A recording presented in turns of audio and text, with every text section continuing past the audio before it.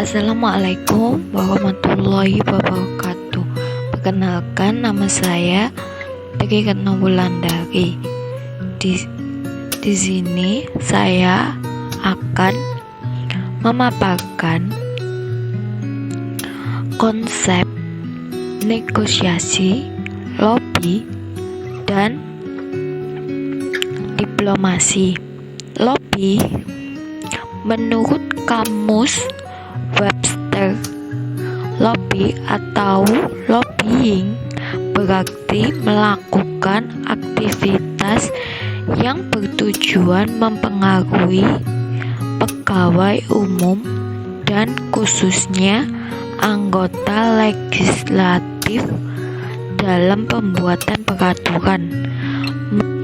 Menurut Adventures English Indonesia Dictionary, lobby atau lobbying berarti orang atau kelompok yang mencari muka untuk mempengaruhi anggota parlemen, sedangkan lobbyis berarti orang yang mencoba mempengaruhi pembuat undang-undang. Menurut Kamus Besar Bahasa Indonesia, melobi ialah melakukan pendekatan secara tidak resmi, sedangkan pelobian adalah bentuk partisipasi politik yang mencakup usaha individu atau kelompok untuk menghubungi para pejabat pemerintah atau pimpinan politik dengan tujuan mempengaruhi keputusan atau masalah yang dapat menguntungkan sejumlah orang. Definisi lobby dapat disusun sebagai suatu upaya pendekatan yang dilakukan oleh satu pihak yang memiliki kepentingan tertentu untuk memperoleh dukungan dari pihak lain yang dianggap memiliki pengaruh atau wewenang dalam upaya pencapaian tujuan yang ingin dicapai. Negosiasi dalam arti harfiah adalah negosiasi atau perundingan. Negosiasi adalah komunikasi timbal balik yang dirancang untuk mencapai tujuan bersama.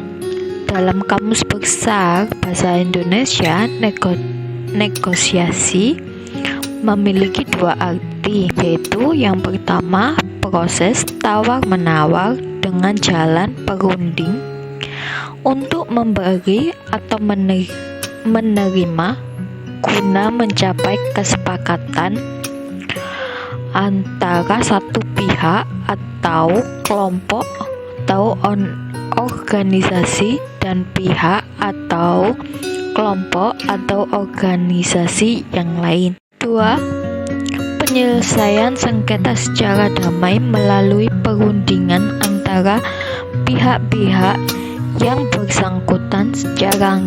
Secara ringkas dapat dirumuskan bahwa negosiasi adalah suatu proses perundingan antara para pihak yang berselisih atau berbeda pendapat tentang sesuatu permasalahan. Negosiasi sebagai suatu fungsi dan sarana. Istilah negosiasi sebenarnya berawal dari dunia diplomasi, yaitu dunia yang digeluti oleh para diplomat. Contohnya dubes, duta, kuasa usaha, konsul, dan lain-lain. Dalam melakukan kegiatan sesuai kepentingan negaranya di negara mana mereka bertugas.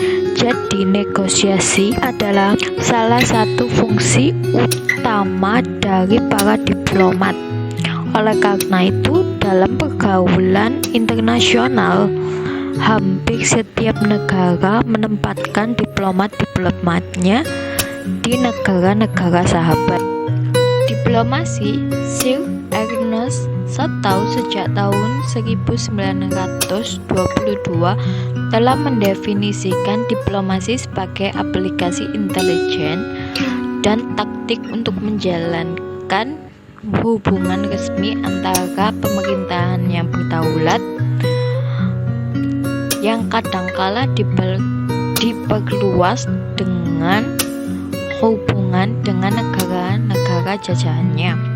Sebuah definisi yang paling dekat terkait dengan metode dan isi adalah diplomasi mewakili tekanan politik, ekonomi, dan militer kepada negara-negara yang terlibat dalam aktivitas diplomasi yang diformulasikan dalam pertukaran permintaan dan konsesi antara para pelaku negosiasi.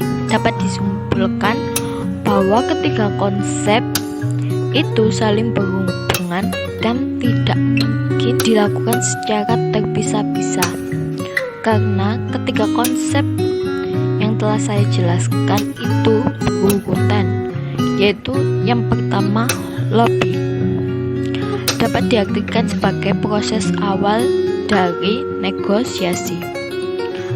Negosiasi itu sendiri diartikan sebagai proses tawar-menawar agar mencapai tujuan yang sama, dan diplomasi dapat diartikan juga sebagai proses lanjutan dari lobby dan negosiasi yang telah dilakukan dengan baik.